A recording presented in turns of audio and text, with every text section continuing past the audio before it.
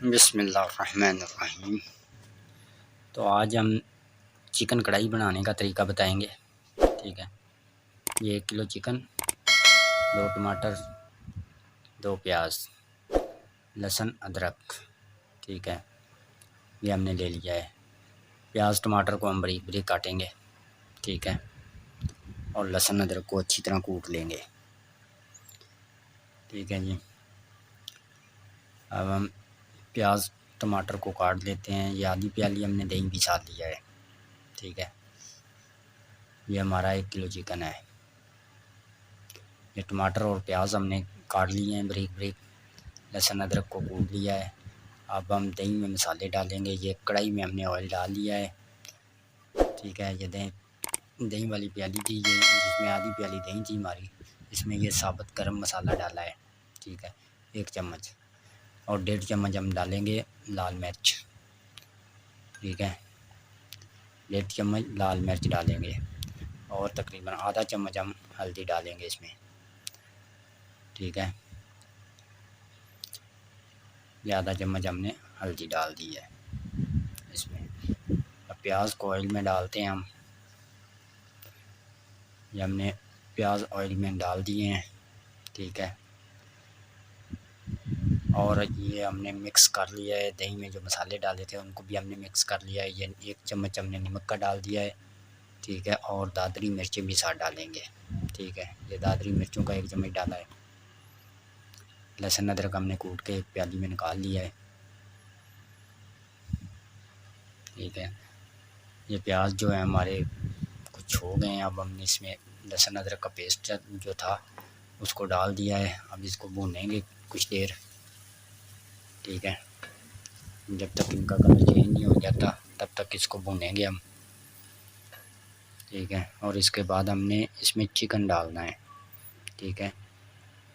ٹماٹر اور جو مسالے ہیں وہ نہیں ابھی ڈالنے ہیں، ہم نے پہلے اس کو چکن کو اچھی طرح بھوننا ہے اس میں، اسی آئل میں، ٹھیک ہے، لہسن اور پیاز میں اس کو اچھی طرح بھون لینا ہے۔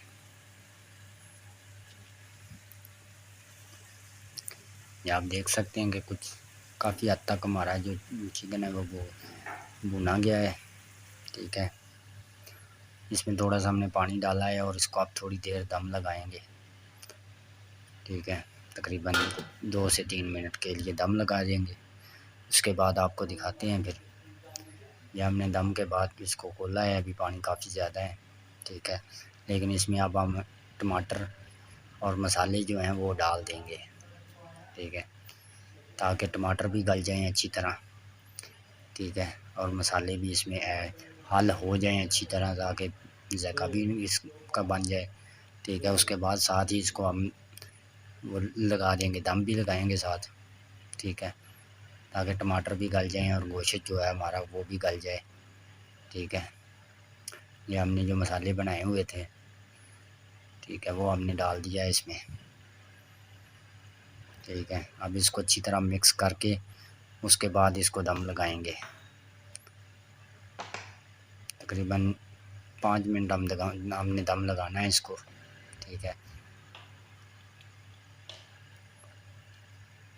یہ ہم نے اچھی طرح مکس کر لیے ہیں،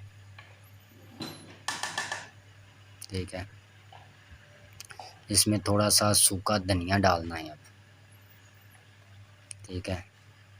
یہ ہم نے سوکھا دھنیا 1 چمچ لیا ہے، چمچ ہمارا چھوٹا ہے، ٹھیک ہے، بڑا وہ پہلے والا چمچ نہیں ہے، یہ اور چمچ ہے، ٹھیک ہے۔ یہ 3 مرچیں لی ہیں ہری، ہم نے ثابت ہی ڈالنی ہیں، ٹھیک ہے۔ یہ اپنا ذائقہ نکال دیں گی جب تک اس گوشت نے گلنا ہے، ٹھیک ہے۔ ہم نے 1 مرتبہ پھر اس کو اچھی طرح مکس کر دیا ہے۔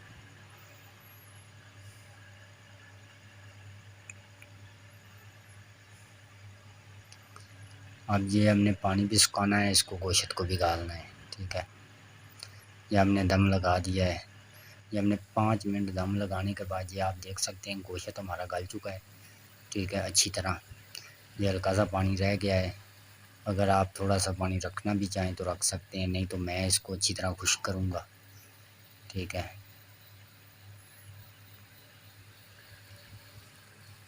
اب پانی خشک ہوتا ہے تو پھر آپ کو دکھاتے ہیں آگے کی ریسپی۔ تو ایسی نئی نئی ویڈیو دیکھنے کے لیے ہمارے چینل کو سبسکرائب کریں، ٹھیک ہے۔